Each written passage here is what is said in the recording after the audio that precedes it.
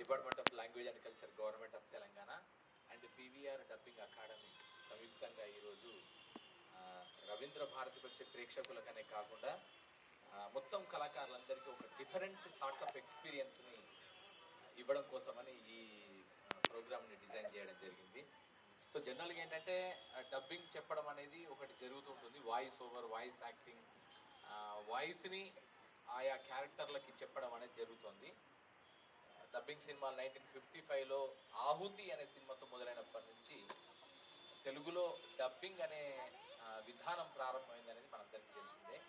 ఇక ఈ మధ్యకాలంలో అంటే టీవీ సీరియల్స్, ఇతర భాషల టీవీ సీరియల్స్ కూడా తెలుగులోకి వస్తున్నప్పుడు డబ్బింగ్ ఆర్టిస్టుల యొక్క ఇంపార్టెన్స్ పెరిగింది బాగా.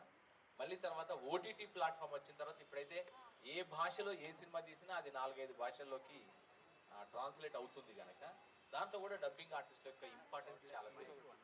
సో ఈ క్రమంలో డబ్బింగ్ నేర్చుకుందాం అనుకునే ఆసక్తి, ఇంట్రెస్ట్ అండ్ ఆ స్కిల్ ఉన్న వాళ్ళందరి కోసమని వినోద్ మన department of language and culture సహకారంతో లలిత కళా తోరణంలో గత 2 సంవత్సరాల నుంచి ఎప్పటికప్పుడు డబ్బింగ్ వాయిస్ ఓవర్ పైన ట్రైనింగ్ క్యాంప్స్ నిర్వహిస్తూ వస్తున్నారు.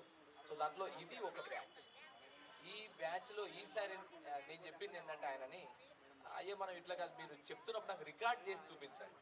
అంటే మీలో ఎంత మంచి నటులు ఉన్నారు అంటే while they are dubbing, while they are giving the voice to the characters that has been playing by different artist on the screen, దాన్ని చూస్తూ మీరు వాయిస్ సింక్ అయ్యేలాగా చెప్తున్నప్పుడు ఒకసారి మీ వైపు చూడాలని ఉంది, మిమ్మల్ని చూడాలని ఉంది, దాన్ని వీడియో తీయండి అని ఒకటిసారి అభ్యర్థించడం జరిగింది. అలాగే దీని ఒక ఫుల్ లెంత్ ఏమైనా చేయొచ్చా అన్నప్పుడు ఆయన బాగా ఆలోచించి అందరితో డిస్కస్ చేసి ఒక మంచి ప్రాజెక్ట్తో వచ్చాడు. ఇది ఈ విధంగా అది రికార్డ్ అంటే స్టూడియోలో జరుగుతుంది. జనరల్గా ఒక సినిమా షూటింగ్ ఉన్నప్పుడు ఎవరెవరు ఏ క్యారెక్టర్ ఉందో ఆ క్యారెక్టర్ని వెళ్ళి వాళ్ళు ఆ క్యారెక్టర్లో ఉండే విజువల్స్ మేరకే వాళ్ళు డబ్బింగ్ చెప్పి వచ్చేస్తారు. కానీ ఒక మొత్తంగా కంప్లీట్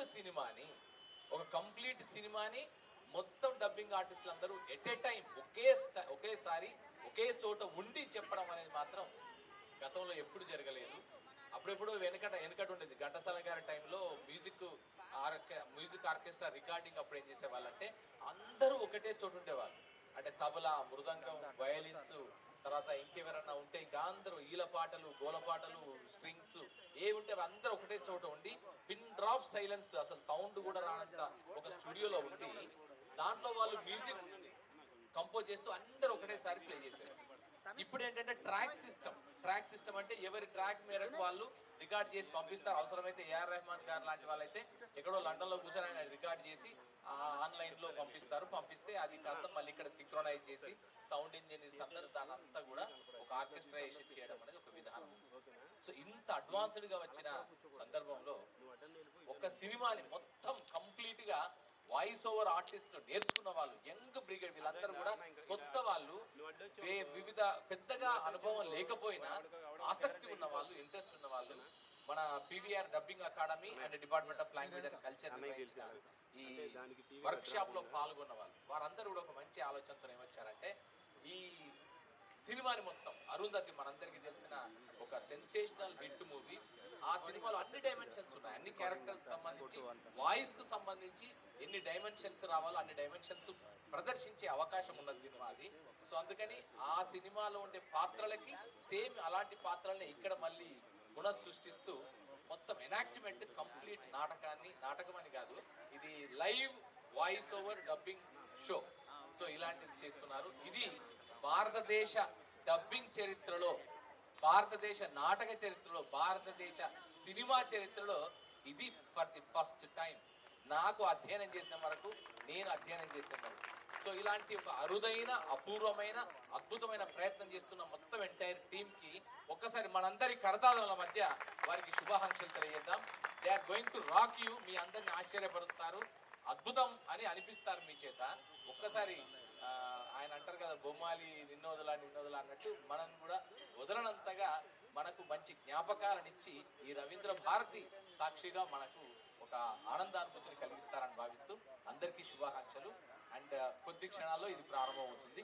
మనం చూద్దాం, విందాం, ఆశ్చర్యపోదాం, అనుభూతి చెందుదాం అండ్ వీళ్ళందరినీ కూడా ఆశీర్వదిద్దాం, అభినందిద్దాం.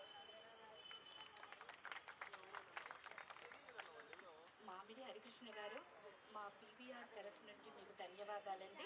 పేరు పేరు ప్రతి ఒక్కరు కూడా మీకు నిజంగా రుణపడి ఉన్నాము. ఇంత మంచి వేదిక మీద మీకు మరి అవకాశం ఇచ్చినందుకు చాలా ఉన్నాము. అది కాక మీరు మీ సమయాన్ని వెచ్చించి మా కోసము ఉండి ఇలా చూస్తున్నందుకు ఇంకా ఇంకా చాలా కృతజ్ఞతలండి. ఇక్కడ విచ్చేసిన మీ అందరికీ కూడా శుభాభివందనలు. ఈరోజు మీరందరూ సార్ చెప్పిన విధంగా మీరు అన్ని గ్రహించే ఉంటారు కాబట్టి మీరందరికీ నిజంగా చెప్పాలంటే మీరందరూ మాకు మీ కరతాళ ధ్వనులతో ఆశీర్వదిస్తే మేము ఇంకా చాలా బాగా చేయగలము. అది మీరు మాకు ఇచ్చే ప్రోత్సాహం అది. సో ముందుగా మేము మొదట పెట్టే కార్యక్రమానికి మొదటగా శ్లోకాలతో పూజతో మొదలు పెట్టాలి కాబట్టి రమాసీత గారిని రమ్మని చెప్తున్నాను. అంతకంటే ముందుగా మామిడి హరికృష్ణ గారికి చాలా పెద్దగా కరతాళ ధ్వనులతో ఆయన కృతజ్ఞతలు తెలపాలని కోరుకుంటున్నాను. Thank you so much. Sita madam గారు ఇక్కడ ప్రార్థనతో కార్యక్రమాన్ని మొదలు పెడతారు. వక్రతుండ మహాకాయ కోటి సూర్య సమప్రభ